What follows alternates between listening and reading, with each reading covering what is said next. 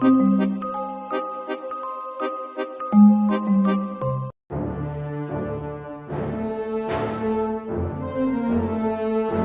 day everyone, a Blissful of Goats here. After way too long an absence, welcome back to Structure Deck Scrutiny, the series where I break down the pre-made, quote-unquote, competitive out-of-the-box decks released by Konami to see how well they do this job. But it's been a while since I've done this, so for those new here, I judge these decks in three categories: quality out of the box, how good the deck can be upon being fully upgraded, and how good are the reprints the deck provides. Because not everyone wanted the Trap Tricks deck, for example, but the Devonshire wanted the evenly matched reprint from the deck if they didn't already have one. Now I have been doing this series in chronological order up to this point, and when we get to the next episode I will be doing this again, going back to Spellcaster's Judgment. However, I wanted to do a special episode for the comeback, and since I'm returning after a long absence I thought it would be fitting to cover the deck that I brought back into the game after a long absence, as well as in my opinion the best structure deck ever made, and for that I give you the 2016 deck Emperor of Darkness, also known as the Monarch structure deck. Yes, you can thank or blame this deck for getting me back into Yu-Gi-Oh! After a 7-year absence. I was getting back into TCGs as a whole with Magic the Gathering, and then my locals got this deck in. I thought, hey, I played this deck a lot as a kid, let's see what they've done with it upgraded. Picked 3 up, and haven't looked back since. But enough my reminiscing, what is the Emperor of Darkness structure deck and why is it so good? You see, at the beginning of the Arc V era, Konami made their first attempt at remaking an old classic deck with the Mega Monarchs, 2 tribute powered up versions of the DM dominating first wave of Monarchs, along with a handful of cards to improve the viability of a tribute focused deck in an era dominated by the faster decks of Duelist Alliance. Now this was a good idea in theory, but in practice the deck was still way too slow, with not enough new support, and wasn't able to compete with the likes of BA, Shaddoll, and later Necros and Klee, with the only new Mega Monarch seeing any real play being Mega Riser over 5 years later in Fluanderese, and Mega Zaborg as a tech in Necros to empty opposing extra decks. However, even though it didn't succeed so well at the time, the idea of modern spells and trap support with bigger monarchs to tribute summon was a decent way to get the deck back on paper, and so in 2016 we got this deck, with 2 far superior Mega Monarch style cards, new draw support, new tribute support, and 2 powerful floodgates to even out the playing field against faster decks. And this time it worked, with Monarchs being the best budget deck to play in the mid-2010s for a long time, all thanks to this deck. There's a lot to cover here, so let's begin looking at the deck straight out of the box. However, before I begin, a quick disclaimer that means that modern Yu-Gi-Oh! Structure decks are terribly made. In previous episodes of this series, I basically covered the quality of 1 deck out of the box and talked about 3 in the upgrade section, but if I were to do that here, the newer decks would almost always fail, as they are designed to be bought in 3s, with most of them only having 1 copy of every card in the deck. As such, I've got to judge these decks by how good 3 of them are out of the box, otherwise this would be a very boring and repetitive section. Yes, I'm aware this will tip the scales in newer decks' favour when it comes to ratings, but this was the only way I could do it, so please, to plug a page with 0 punctuation, I meant everything I say with this phrase, but it shouldn't cost us 3 times the price to get these cards. With that out of the way, let's begin. So assuming you bought 3 of these decks, I wanted to mash the best cards in them together, how good would this budget brew be? Try a locals dominating, possibly regional contender level good. That's how good it would be. Now modern day structure decks were built with more competitive play in mind compared to earlier decks that were more focused on theme, but usually out of the box many still struggle due to Konami only printing in-archetype cards for whichever theme the deck has. And they also leave out many good extra deck cards, leaving the decks only half done. However, they would 9 times out of 10 give you all the main deck cards needed for the deck, so a deck like Monarchs that is built on having no extra deck and focused entirely on powerful main deck cards was like tailor-made for this structure deck strategy, and thus we got one of the best structure decks out of the box ever made. Essentially, what this deck does is improve on the original Monarch reboot ideas by making new Mega-like Monarchs that acquire true tributes and have more power than ordinary Monarchs, while also 1. Making them worth summoning, and 2. Giving us more ways to summon them easily. And it combines this with more powerful back row to search these cards, draw more cards, to help with bricking, and cap this off by adding 2 brutal floodgates that make faster decks play at our speed, with this whole concept being built around the downside of no or minimum extra deck use to balance them out. It's a fairly one-note strategy of summoning big fatties, hide behind a floodgate and go onga bonga with big normal summons, but you know what? For a deck to get new players into competitive formats, that's completely fine, and this does it better than most of this. To start things off, let's look at the heart and soul of this deck with the field spell, Domain of the True Monarchs. A powerful floodgate, Domain prevents opponents from summoning from the extra deck as long as our extra deck is empty and we control a tribute monster. It also buffs the tribute by 800 points during the damage calculation and has a cost down in the field zone. And that, ladies and gentlemen, is how you make a viable tribute deck in 2016. Yes, I'm aware in modern Yu-Gi-Oh! With decks like Kashtira, Silent Voice and Labyrinth, this card isn't an alt-win like it used to be, but it can still beat a lot of decks today going first, and back when this card was first released, you better pray you were playing Monarchs, Cosmo, or our Twin Twisters or you were screwed. However, a more easily searchable site isn't the only thing Domain offers. Now you see, with this card out, both players are essentially forced to only use their main decks. If that's the case, good luck beating over a 2400 or 300 type monster with just your main deck, when they're also each getting 800 point buffs from the field spell. Like I said, nowadays cards like Fenrir and the Labyrinth bosses could possibly deal with this, but back in 2016 even the Cosmo ships had trouble outing a Monarch backed by this card, and good luck toppling these massive cards with your main deck if you're playing a deck focused on extra deck summoning like Performer Pal. Finally, the cost-down effect, while not a major part of this card's appeal, did provide the amount of comeback potential if you were in the late game and running low on tribute fodder, as it can make a Monarch either free to cast or only one tribute, depending if it's an original Monarch or a Mega Monarch. Overall, this one card alone is one of the best legacy support cards ever made, and it only gets better from here. Next up we have the deck's two boss monsters who reside in the domain, in Aether the Heavenly Monarch and Erebus the Underworld Monarch. Showing the Mega Monarch stats and tribute requirements, these new monarchs pretty much succeeded where their forefathers failed, and not only are they easy to summon thanks to new support we'll get to in a moment, but they're also worth tributes due to their increased power levels. Firstly and most prominently, we have Aether the Heavenly Monarch, who can actually be tribute summoned during the opponent's turn by banishing a Monarch spell trap from the graveyard, which yes does make the quick play soul exchange this deck runs a piece of non-targeting removal, something this deck could really use. Next and more importantly, this card has a double Foolish Burial Goods that also extends your plays, as upon being tribute summoned, she can send two Monarch back row to the graveyard, and then send another card from the deck with Monarch stats, as long as that card's bounced back to your hand at the end phase. Much like Domain, this one card does so much for the strategy.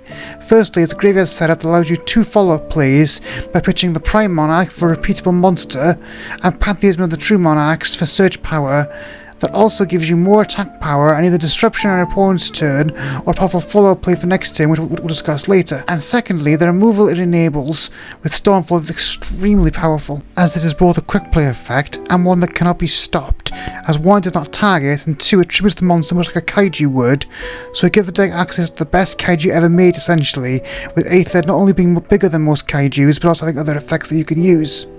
With Aether's second effect, many times you can just search on the copy of itself for follow-up plays, but sometimes you also want to get another Monarch in Erebus the Underworld Monarch. Much like his heavenly counterpart, Erebus also has two tribute that dumps two Monarch back row for his effect. However, in this case, your reward for this is either to rip a card out of the opponent's hand at random, or to shuffle a card on the field or engraved back into the deck. That's pretty brutal. In addition to this, Erebus also has another effect that lets us regain weaker Monarchs from the grave by pitching back row, which again grants us both more card advantage with the back row and graves effects, and more resources for the long game. In many ways the polar opposite of Aether, Erebus is the Monarch we use for longer games, as while his Light Panic is a massive plus in terms of damage, this card is much better in the grind game by removing more and more resources. We also have access to all the original Monarchs, bar one in this deck, so out of the box these cards can be supplemented by Caius and Rise's removal effects, although it's not a very optimal play and you will be replacing these cards first upon the upgrade. We'll talk about that later though. But I ask you, dear viewers, what is a Monarch without their servants? As in addition to the new Monarch cards, we also got a bunch of new normal summons called the Squires, one for each Monarch to make it easier to tribute summon. I'm only covering two here that correspond with the two new Monarchs, but all had some uses. First up we have S-Force All-Star, Ada the Heavenly Squire. A level 1 intra attack 1k defense monster, this card gives Monarchs the two things it really needs to be good in easy tribute fodder and more card draw. Its first effect that you summon another card it shares stats with from the deck on summon, which as we'll discuss in the next entry, is then to get a big Monarch out turn 1 easily. However, more importantly, when it's sent to the graveyard, this card can target a banished Monarch spell or trap and add it back to your hand, giving you access to more card draw with more tribute cards and more bodies. I'll talk more about this card and how good it is, but it's tied into interaction with other cards, so we'll talk about that when they come up. So that being said, let's move on to the next squire, which is Eidos the Underworld Squire, which is the other squire for a new monarch. Showing the stats of its light partner, Eidos on summon, grants us an extra normal summon as long as it's a tribute summon. Seeing the connection now? Yes, the ideal opening play for this deck is to open with Idea, summon it, and then summon this card, and then tribute both of them to summon a big monarch, which will then flow nicely into both Idea to add back a banished back row, and then use this card's effect on the following turn to banish itself to summon another squire from your graveyard. Meaning if all goes well with this play, you'll have a big monarch and a follow-up tribute fodder, and a spell or trap to reuse in your hand along with 4 other cards, and then you have the Monarch's effect to either put another body on board with Aether or pick out of the hand with Erebus. Not a bad first turn play when backed up with Domain. Also, an additional side note is we have one other squire that some decks did use back in the day in the Thunder Squire, as it can summon itself and then a token to give you 2 bodies for another big tribute summon. However, a lot of Monarch decks can't drop this card fairly quickly just to max out on the light and dark ones. However, playing one of these was an option that you should be aware of.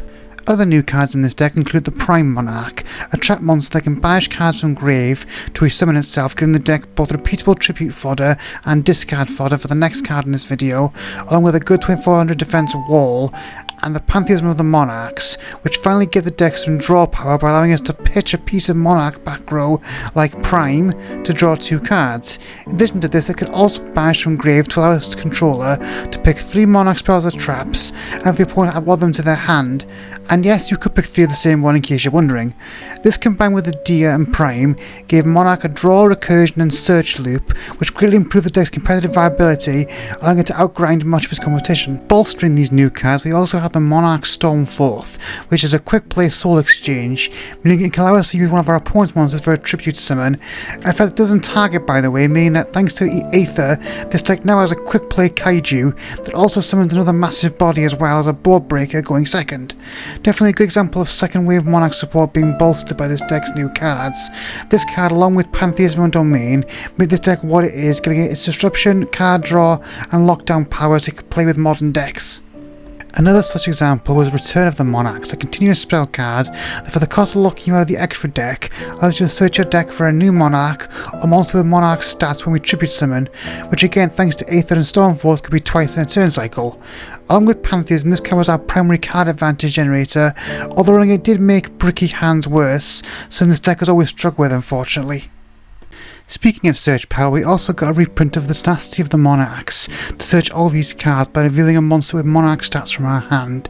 Nothing much to say here, this card is one of our better searchers, as it's the best at fixing hands with too many tribute monsters in it, and not enough ways of getting them out. And again, with new cards like Pantheism and the Field Spell, doing this becomes a lot easier with this deck.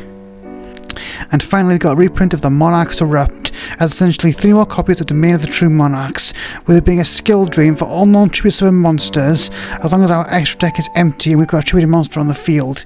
I mean, this deck now has 6 ways of shutting down most decks, as long as we keep a tribute on board. Again, not playing Cosmo at the time, well, sucks to be you. So overall, this deck out of the box is a great example of taking older cards and making new support to make them even better. With solid draw power, good disruption and powerful boss monsters alongside floodgates that dictate the pace of the game, it's no wonder why this deck saw so much play out of the box at local level events.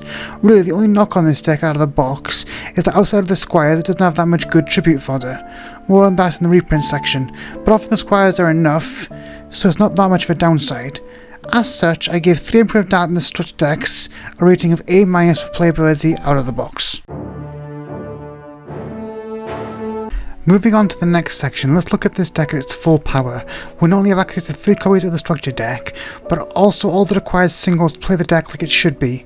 Funnily enough, we're actually spoiled for things to talk about here, as the deck can be upgraded in 2 different ways, to either make an upgraded version of the deck's core strategy from the structure deck, or go in a completely different direction and do a more extra deck focused game plan.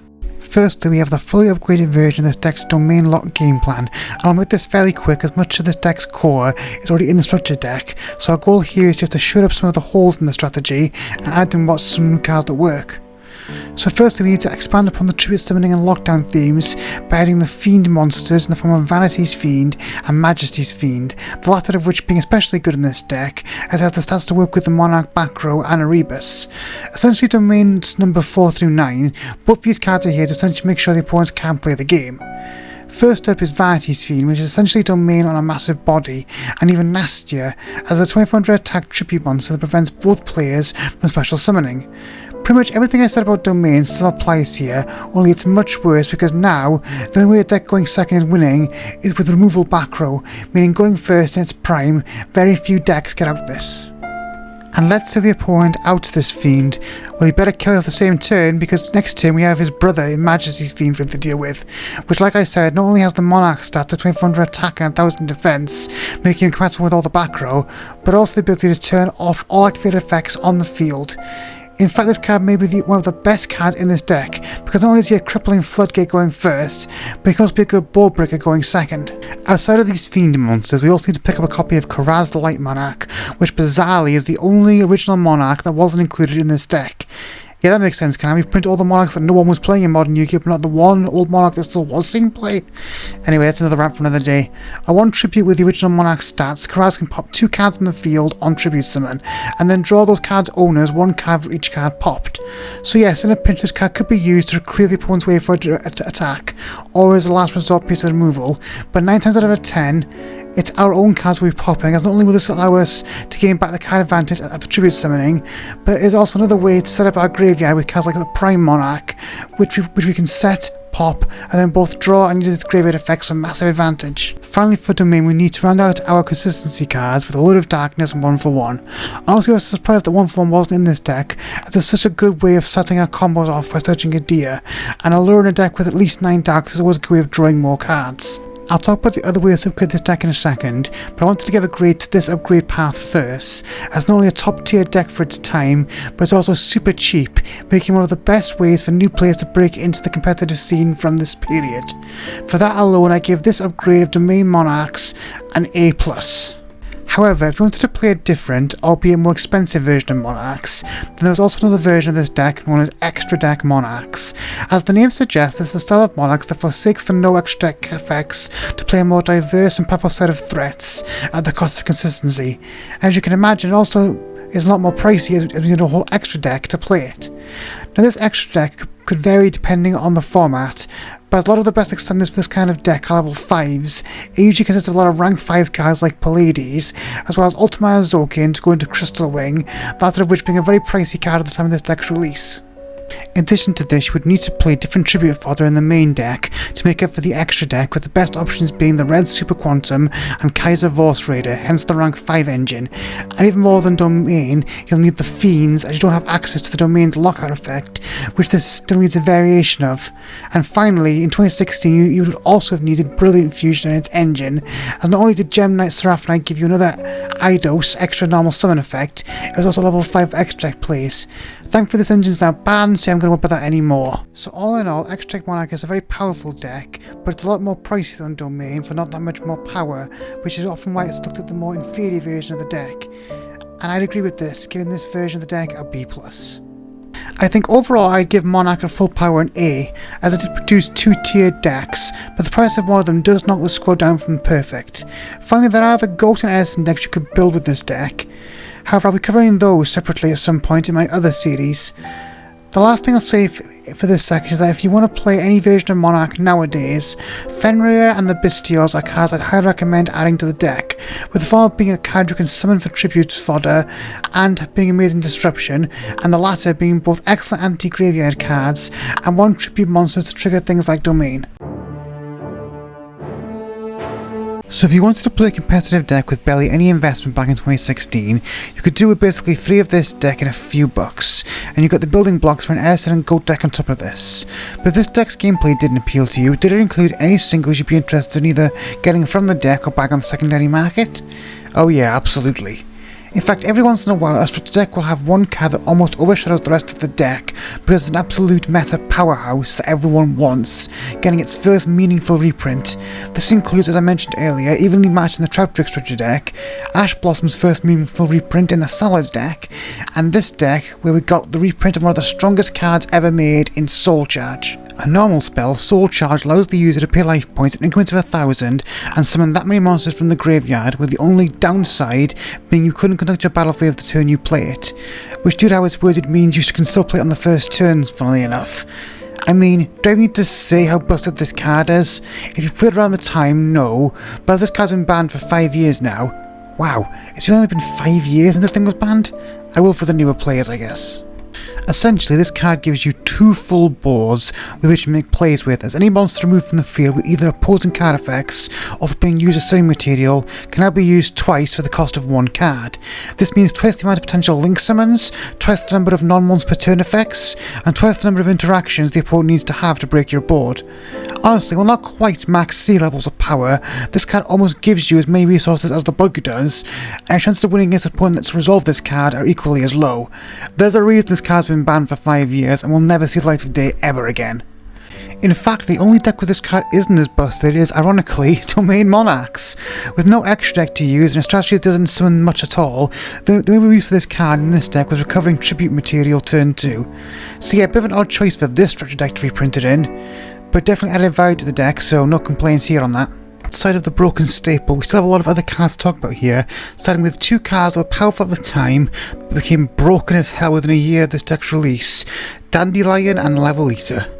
Both placed in this deck as good non-squire tribute fodder, these cards both provide good field presence over multiple turns, with Level Eater able to literally eat the levels of big monsters to bring yourself back from the graveyard multiple times a turn, and Dandelion leaving 2 tokens behind when it's sent to the graveyard. Again, both good effects in this deck as they can guarantee you tribute fodder for multiple turns, but while they're only good in this deck, they became broken and ban-worthy within a year thanks to the addition of Link Summoning. As most early Link monsters had very loose summoning requirements, usually requiring a certain amount of monsters with no level restriction, both these cards can potentially get you many links, with Level Eater in particular seeing play in decks like Dark Laws and Blue Eyes and pretty much any decks with high levels to spam out 4 to 5 links a turn thanks to Link Kuribo starting the combo off. And while Dandelion wasn't as strong as that, it also saw play in Synchro decks both before this deck and since. Next up we have Mathematician, a level 4 Earth that upon normal summon can foolish burial 1 level 4 or lower monster, and upon being sent to the graveyard by battle it lets you draw a card. Not a bad card, especially for decks like Shaddoll that want a bunch of cards in the grave, but again, not that good a card in Monarch specifically, as the only real good target for this is a DL late game. But a decent reprint for graveyard decks nonetheless, but definitely one that would be one of the first ones you cut when upgrading this deck. And also an odd choice when its best deck, Shaddoll, was not seeing much play at this point because Contract was still banned. Finally, in regards to the monster reprints in the set, we have Battle Fader, one of the first hand traps ever made. Battle Fader does pretty much exactly what it says on the tin, in that it can be summoned from your hand and end the battle phase. Much like Math, this is an okay reprint, and I do see the idea in it. You drop it to the end of the battle phase and then have a body to tribute next turn. However, like Math, this is a card we cut very early on in the upgrade process.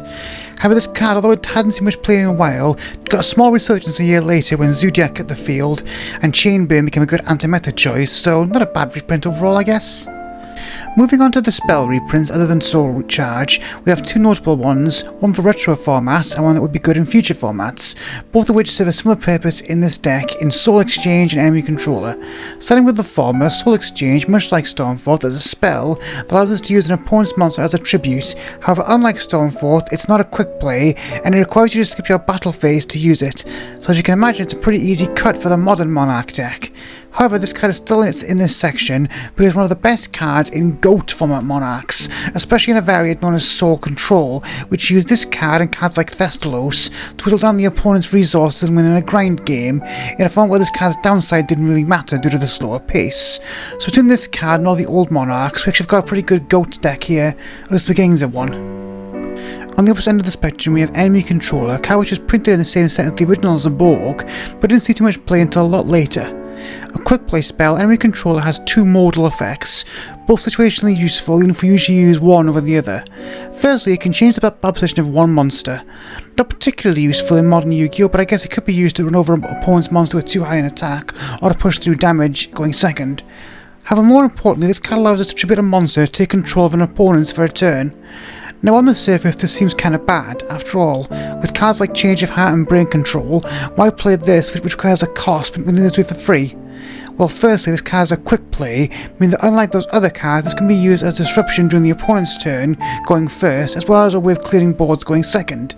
However, more importantly, because this card is a quick play that also requires a tribute, it's actually a great way to dodge hand traps, and you can sacrifice their target to prevent their effects from being negated by things like Impermanent Ash, hence why this card started seeing a lot more play once hand traps took over the game. However, again, not particularly good card for this deck, as we don't have many cards we want to tribute for anything other than Monarch. So this is another card we usually cut out and upgrading, but perfectly good in other decks. So overall, while not having the most amount of quality reprints compared to Earthritter decks, the ones we did get in this deck are still very powerful, and in many cases were very much needed at the time. While the deck comes done with a couple more reprints in my view, I was actually shocked that 1-for-1 wasn't even in this deck. It still has enough that can be used in several decks, including in retro formats, and the reprint of Soul Charge alone made this a must-have deck. I think an A is a suitable grade here, but it was close to an A+, I'll tell you that. And there we have it, everyone. In my opinion, the best structure deck ever made, Emperor of Darkness. Now yes, there have been decks like the Shadol deck, the Salman Graze deck, and the Branded deck that are also probably just as good, if not better than this, but in my opinion, no other deck has done such a good job of being great out of the box, being an amazing entry into competitive Yu-Gi-Oh for many players, and for giving players access to much needed reprints. Overall, this deck does everything you want from a structure deck, and for that alone, I'm giving it an A+ overall. Thank you all for watching, and I'll see you guys in the next one when we go back to the retro decks with Spellcaster Judgment. Have a good day.